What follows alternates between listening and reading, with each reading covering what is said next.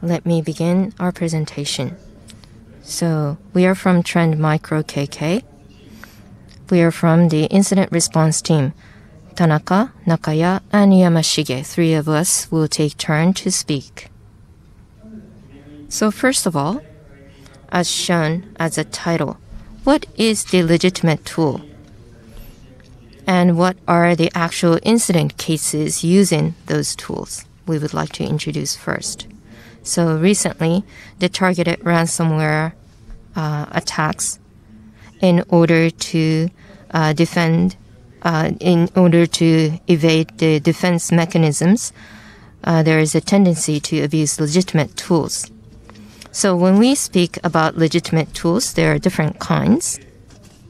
First, as shown in the chart below, MS native tools, PowerShells, and PS execs, and others. And these tools are used in the attacks. There has been much researches and there are much wisdoms and the knowledge about those. The second legit tools is the pen test tools, it says. And as to these ones, basically, the pattern measures are done with the security products. And our focus today is at the bottom, the commercial tools. And what they are is that the general enterprise for the daily operations, they would use these as the third-party tools.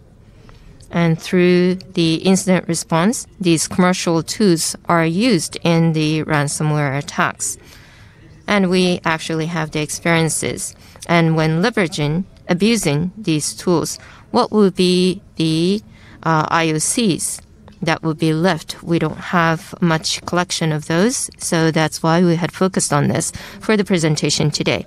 So again, going back to the commercial tools. So it's used in enterprise daily operations, and it's the third-party tools. And it's used for daily operations, so during the incidents, it is difficult to realize that these tools are actually used during the incidents. And in most tools, different features and functionalities are equipped. Therefore, for attackers, in order to advance the attacks, like pen test tools, it's very easy to use. And at which timing that would be abused? So through incident response, we had identified these two phases it's used. First, it says command and control. In other words, when remotely operating the victim machines, it will be used. And the next one is the exfiltration. So from the devices or the environment, the information that's collected and stolen, that will be imported to the attacker's machine. So that's what's used for. And in this presentation, we call them the RM tool for the first pattern and the sync tool for the second pattern. So the overview of each tools. So what are the RMM tools? Usually the IT administrators, for instance, remotely operating the staff's devices and do the services. And the attackers would use such tools and would remotely operate the victim's machines. And the mechanism is that the RMM agents will be run on the PC and after installing, and there will be an IMI disk. And to the relay servers, callback will be done. And through the relay server, the attackers will be operate the endpoint. And as a result, the screen of the victim machine will be sent to the attackers so that they will be able to operate. In most tools, it's multi-features that's equipped. It's not just transferring the screens. Any script and commands may be transferred or executions, or the task processes can be done and the file transfers are done. most of the tools will be able to do all those. And another type of the tools, the sync tools. Basically, it's the command line GUI-based tool, and when executed on the client, the specific files or the directories can be directed to the target machines. And there are two vectors. The first is that first the file will be uploaded to the cloud storage. And cloud services like Google Drive, Mega, Dropbox, and S3. So it's uploaded there first, and the files that's stolen, the device, it will be downloaded to the device. And another is from the client tool. The files will be transferred to the attacker's device. So in this presentation, not focusing on the cloud service itself, but the client tools we had focused on as shown on the right bottom and how it behaves there. And actually, the two cases where the commercial tools are abused. So first is the ransomware victims. And in this case, on the left, the tactics, procedures, and the overview is shown on the right. So the initial infiltration is done, and the kernel driver, the legitimate one, is used, and the victim devices is enabled. And then the account credentials are stolen, and using the advanced scanner, reconnaissance within the victim network. And to the target device, using the credentials that's stolen, the horizontally moved. And in the command and control phase, Athena remote utility, the two commercial tools are used so that the victim machines are remotely operated. And the second case over here, Black Cat. Via VPN, the attackers infiltrate into the network, and in this case, with a similar approach, the attack is executed. In this case, in the command and control phase, the commercial tools are used called ngrok and anydex. And these tools, they were used to remotely operate. And this is where the information had leaked. And our clone was executed, and we had seen the information that the Mega was exfiltrated. So it's the case of the double extortion. So with the case one, the commercial tools, Atera, was used, and from the victim machines, what kind of IOC was collected? Here is a screenshot summary. On the left, Atera. So during the incident response, this setup log of Atera install log is left, we had noticed. And when we go into it, the attackers email addresses to create the Atera account, that's left. And the tenant ID, account IDs are also there. And on the right, remote utility logs. And that's also IOC on the device. So attackers, global IP was there, and actual remote connection, what kind of actions are done remotely. So that kind of IOC had left.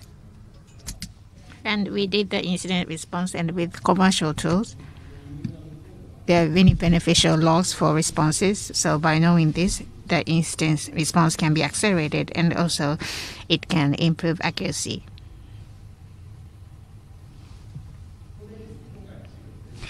And in my presentation today, I'd like to focus on two perspectives.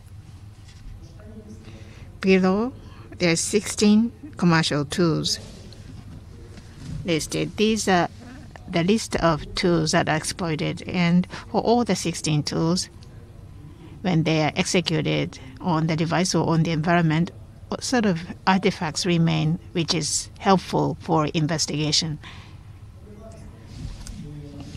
And for other exploits in order to do the incident response, please make a reference to these. Second, the methodology to exploit commercial devices and how can it be prevented. First, when each tools are executed, what sort of important artifacts remain?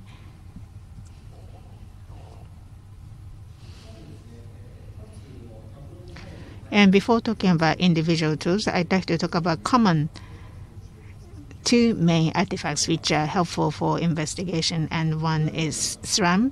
And for sort of artifact is Windows had the default function, and on device, the history of running devices, running applications, and for sort of communication took place through these applications, and this is an artifact to collect the statistics information. And the tools that are exploited for the attacks, and when it was executed, and you'll be able to get the history and also the traffic through the tool. By looking at this, the attackers on the device, when and how they were active, as well as through the tools, how much communication took place or the information leakage took place. And this is a specific example. And this screenshot, the Atala was exploited and was remotely operated. And this is a screenshot of SRAM. And what you can tell from this is on the left-hand side above, there is the first entry of Atala. And on that date, Atala was first installed.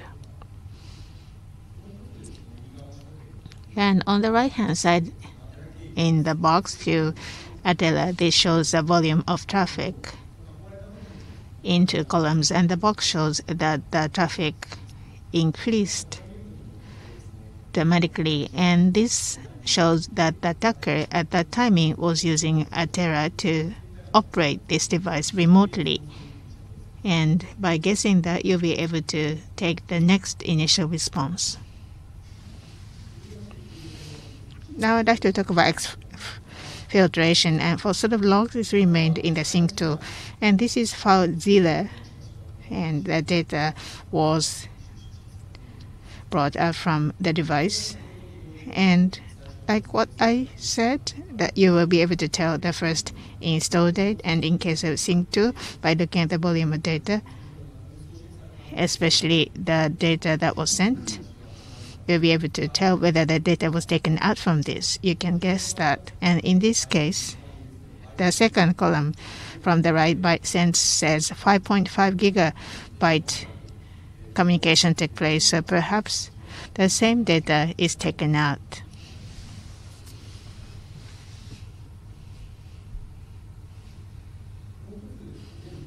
And this is also common and very helpful artifact, and this is a security event log EID 4688. Also, of event log is on that device. The processes that run on the device together with the variable, it can record on this log, and the attacker on that device run what sort of command can be tracked. But the policy, the audit trail is default on Windows, so you need to enable manually. But what you need to take note of is it tracks all the processes. Therefore, depending on the device, the security log may get too busy.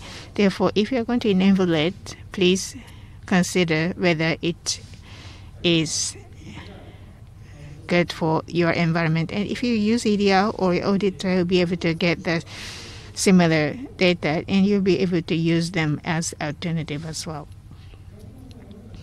And 4688, this is the artifact that remains with all the devices, and I'm going to talk about each different tool. 4688, if there's no helpful artifact, you'll be able to confirm with EID 4688. I talked about overall picture. Now I'd like to talk about individual parts.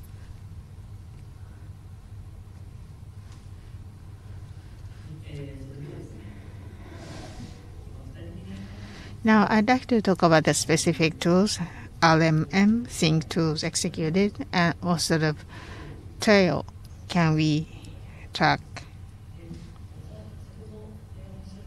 And as was discussed, there are 16 different kinds of tools. And because of the time limitation, I'd like to pick up 2 or 3 and talk about the details. And the one that I'd like to introduce is a remote tool called AnyDesk. And on the right-hand side of the page, there is a purple frame. And in the past, this tool was abused for the attack. This is attacker's group, and also the communication mode, and also whether it is installed and used or whether it can be used as a portable. And other tools also have the same record as this, so please make a reference to this. And other than what I am going to show you today, there are some references.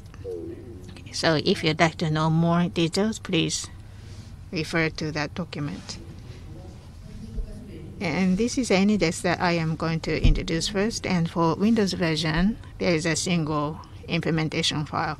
And the size is about 4 mega. So it's a light file. And without install, you can use it. So it's a very useful tool. Next, I'd like to talk about the specific trace at the install. And I'd like to explain how you look at this picture. And on the right-hand side above, the execution installation functions explained. And then below, the kind of artifacts or the categories of artifacts shown. And the following pages also have the same description. And for AnyDesk, the install path is under program file as default.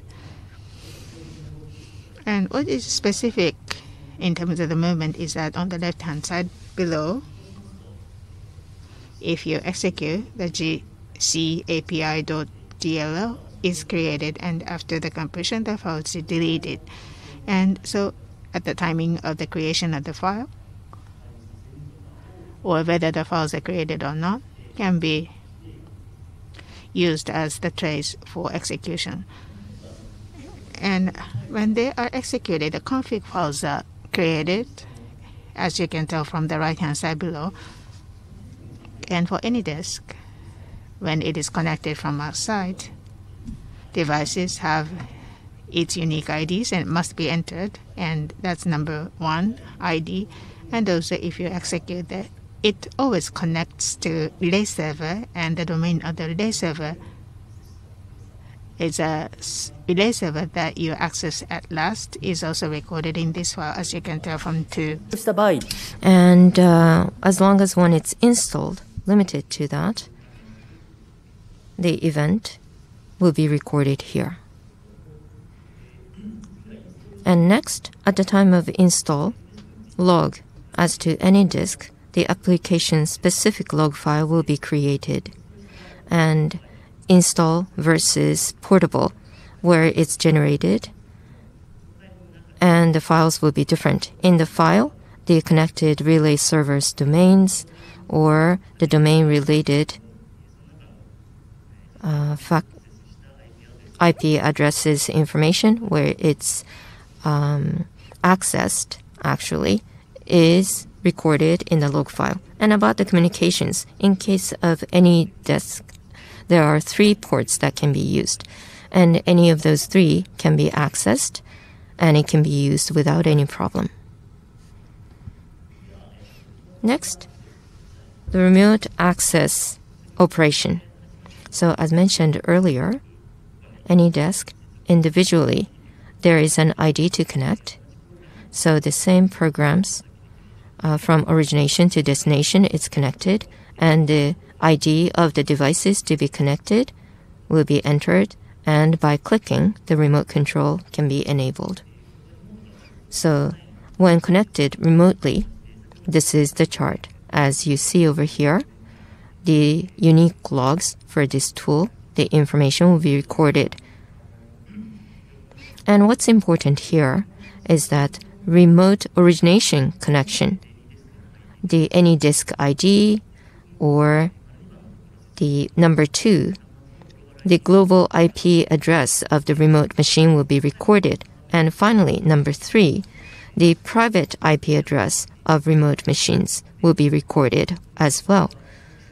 So for identifying the attackers, these can possibly be a very important traces. And next, at the time of remote access, there is a different file for trace. That's called connection trace log file. There is a history of connection. First is the time of connection, and the second shows the authentication format.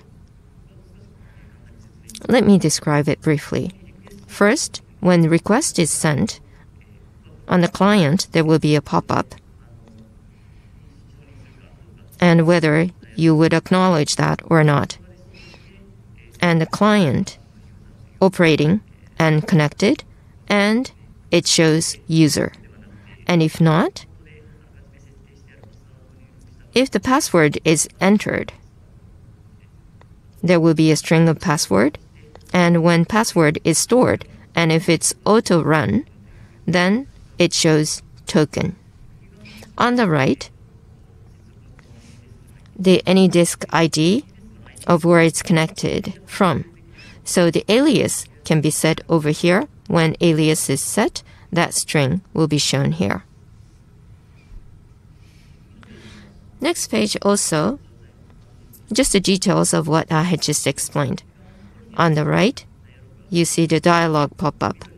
So the green button, if you click on it, on the client, you can allow the connection on the client. So that requires the client operations. And then the record shows user. And if not, if the password is entered, then the password or token, that will be recorded.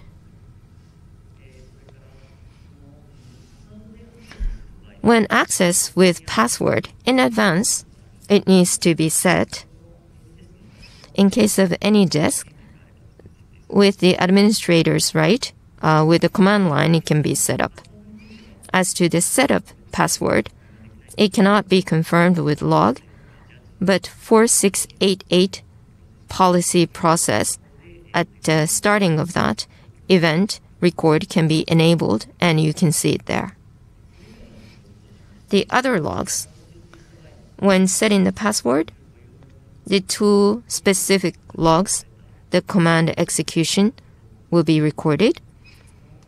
And also, when the password is set, in the config file, the hash of the password and the value to create those hash will be present. And if the auto access was enabled or not can be confirmed with those. Next, the file transfer feature. Basically, the remote access tools have such similar features. Remote, local, the file transfer is enabled. In case of any disk, when file is transferred, the 2 unique specific logs, you can confirm that. However, as far as we see, specific name of the files couldn't be identified, but on the top, the log shows the file transfer from and to.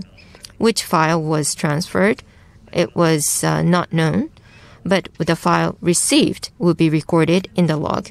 And the second is the other way around, where the destination of the file, the transfer, the file was uploaded. So you see the log there. So the uploaded file, where it's placed, the directory information is there. And at the end, when the file is deleted, likewise, the file deletion path is recorded as such. Next is a different tool, ConnectWise. The old name is Screen Connect. But this one also, Windows version across different platform it supports, and different support agents and meetings agents, different kinds of tools are available. Multifunctional remote tool it is. Excuse me. So this tool on installer, basically, ConnectWise account will be generated, and the browser, it will be logged in, and the installer can be downloaded from there. And installers for different platforms, the installers for specific accounts can be downloaded. And when installer is executed, to each pass, the file will be generated. And with that, the service will be registered and the event log will be recorded. Other than those, this is the general event log also. MSI installer's log will be there. And the process to communication, the client service exit, the execution file, will be connected to relay server. And as long as it's run, this server, the access, there will be an access to that server. And the remote access operation, once the agent is installed to the client, on the management console, where it's shown in green, it shows online. So selecting this client and click join, and you can remotely access the machine. So the trace over here for ConnectWise, there is a unique event log. So when it's connected and disconnected, the application event log, the screen connect source, the event log is recorded as event ID 0. So from when till when the remote access and operation was done will be recorded. And this is a function for file transfer. Like AnyDesk, there are similar functions, and the files can be remotely sent and received between the remote and local. And when the files are transferred, the trace is from the connected from or connected to. So in other words, from the compromised device, the event log was not confirmed. However, from the connected from to connected to, if the files are sent, the specific events remain. So the specific name of the files can also be identified. And if the client is online from a web console, you can execute any command and with the system authority.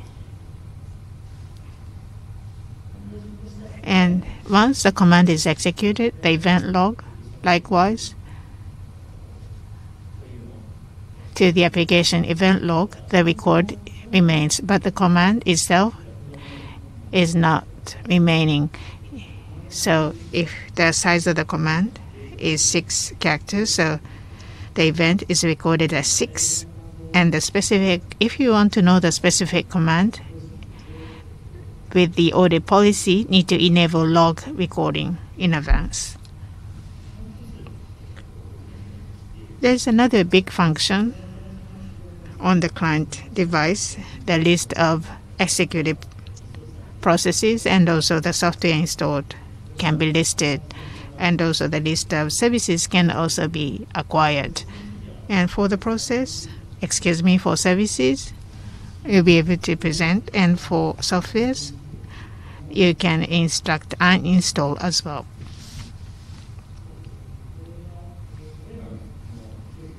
And these processes, I talked about 4 processes, and it can be executed with PowerShell script and temporarily under the Windows, the temp file is attached. However, after the completion, the file is be moved immediately. Therefore, you will not see the file anymore. And the general event log for the PowerShell remains. But other than that, the unique application log, the PS1 file source of the script, event log is left. If it's just a simple size of the file, and if you cannot identify it with the size of the file, but with the process or with the script, the file size vary. So which size of the event log remains will tell you what sort of process is executed. Let's say it was 657, then you will be able to see that it was the list of the executed processes, and the queue of the processes or the service pausing services. There's a process ID or the names of the services, so the size changes. But right after the process is executed, the following processes will be able to see the list of processes or the list of services obtained, and with these two combinations, you'll be able to tell which sort of process is executed.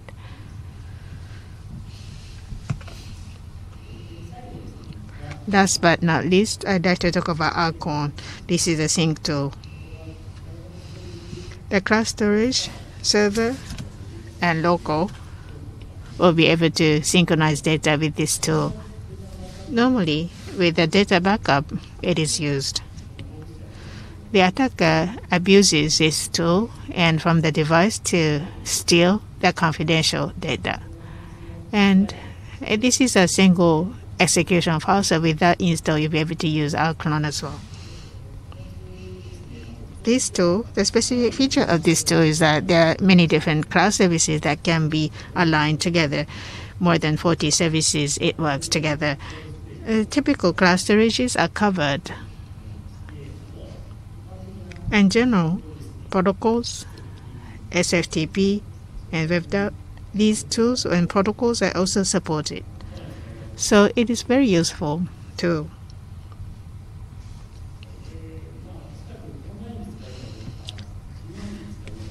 I don't think you use it for GUI, but GUI is also supported, and from browser you can configure. And if you're using GUI, under local update, the files are created. In advance, if you're going to use this tool, you need to configure in the config file where it is synchronized to. And if you execute config command, the files are created. Left-hand side below, there is something called Mega. This is a closed storage configuration sample. And on the right-hand side below, there's a SFTP. But for config file on the device, if it is executed, there's no need to create by executing on the device, but you can give to the command line what you have already created in advance instead. And this is a specific command example. For our clone, there's no outstanding place left. There's no unique logs either. And so the audit policy process monitoring needs to be enabled in advance, which may be helpful, and with the area need to record the command line.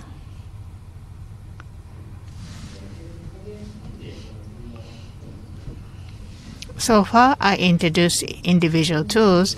As mentioned in the beginning, if you want to know more about the specifics of the tools, please make a reference to the distributed documents. Now I'd like to talk about countermeasures from now on. I will be talking about countermeasures. I am Tanaka, and I'd like to share with you the result of the validation and how it can be applied to your organization to close my presentation. And the overall picture of the countermeasure, or the overall policy of the countermeasure, is for the remote file and file synchronization tool. They are legitimate files, so the pattern files and the URI reputation block cannot be taken place. Therefore, the specific communication tool or the installer, the portable executable files need to be controlled, basically. And we validated, and as a result, the control of the communication tool is most helpful. The reason is the app blocker, the agent. If agent controls, then the tool is introduced by attacker, and if it is running with the system authority, you won't be able to control. So you need to stop communication tool and the control. After deleting the tool within the environment, will be able to control. That is more reasonable way to take an action. There are different security countermeasures and different perspectives and fundamental global IP and the two-factor authentication are not there. Once the attacker comes in, the remote file or the synchronization file, how can it prevent? And there are two perspectives. On the left-hand side, there is containment.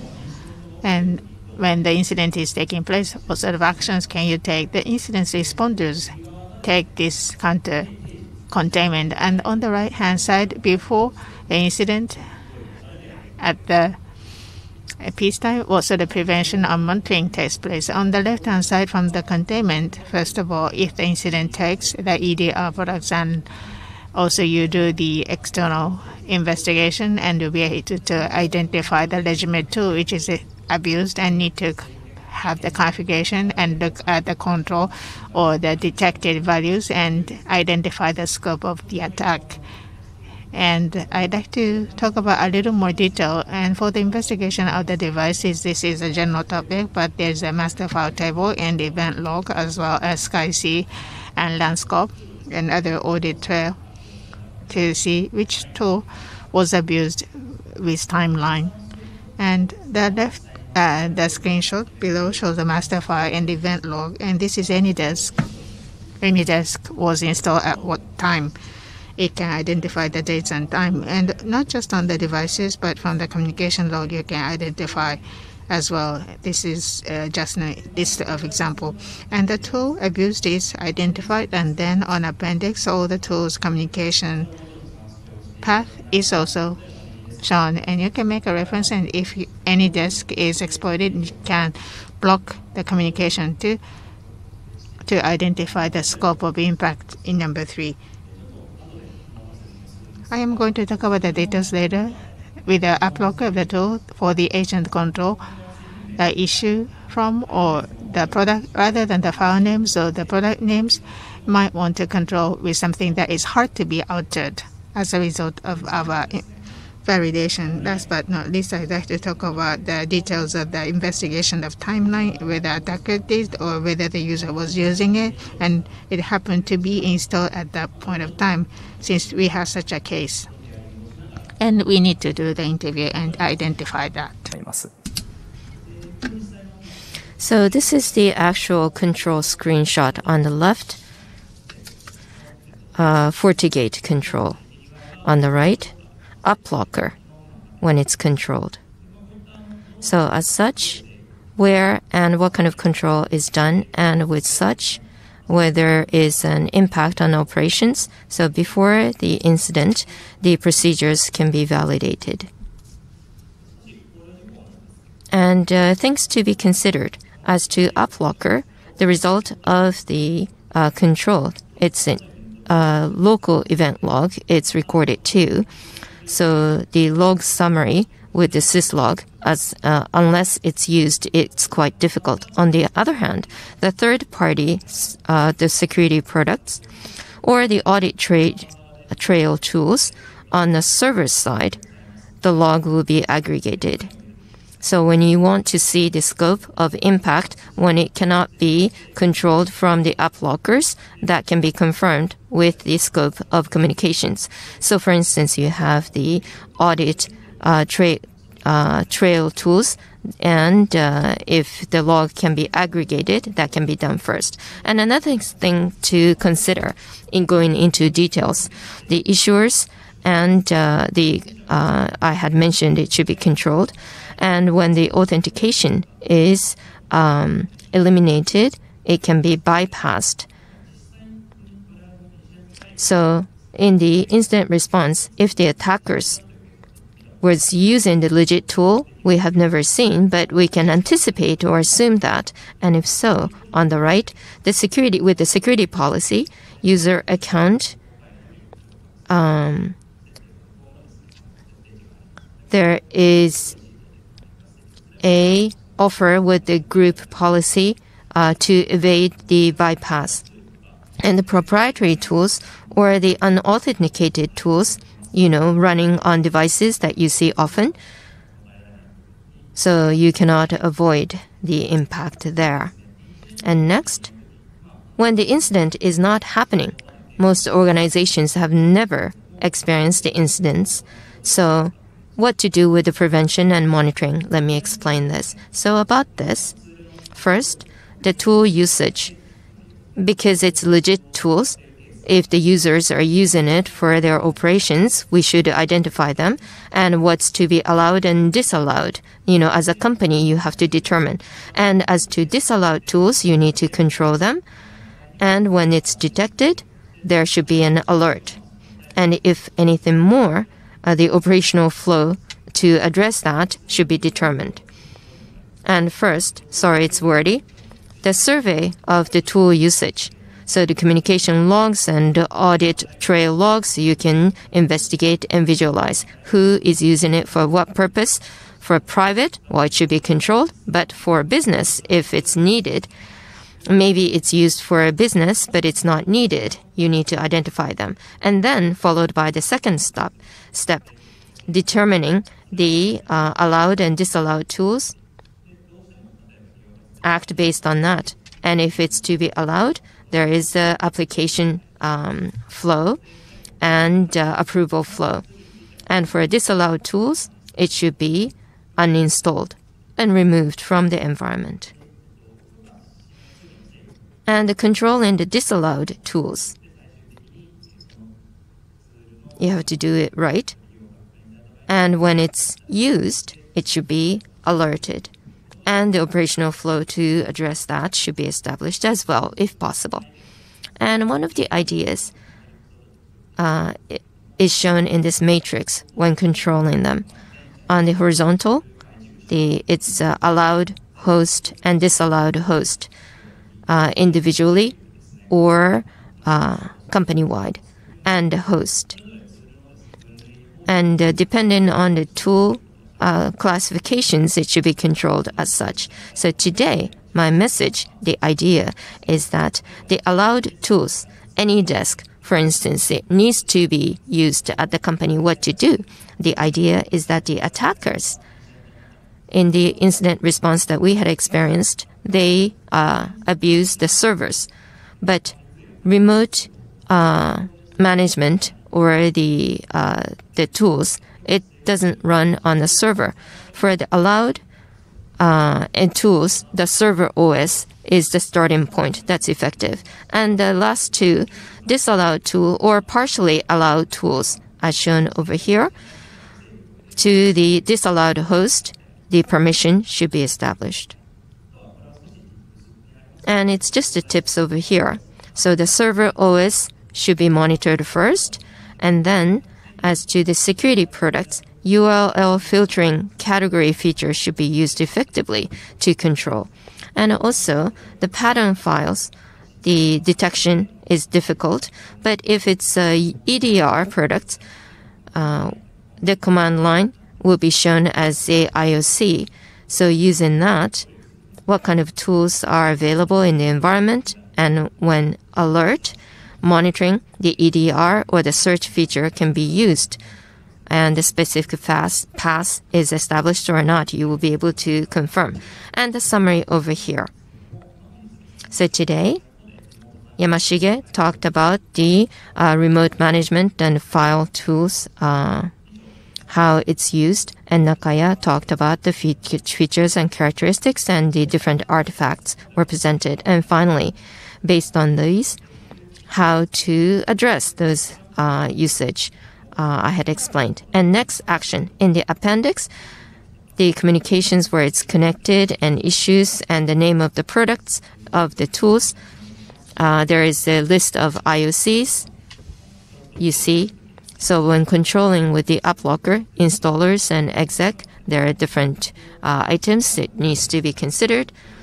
And more details. You can download the information where it can be connected to and the artifacts and IOCs that's useful. There is a list. So when you experience the incident going forward, and if you address them, please leverage them so that I can feel my presentation today was useful.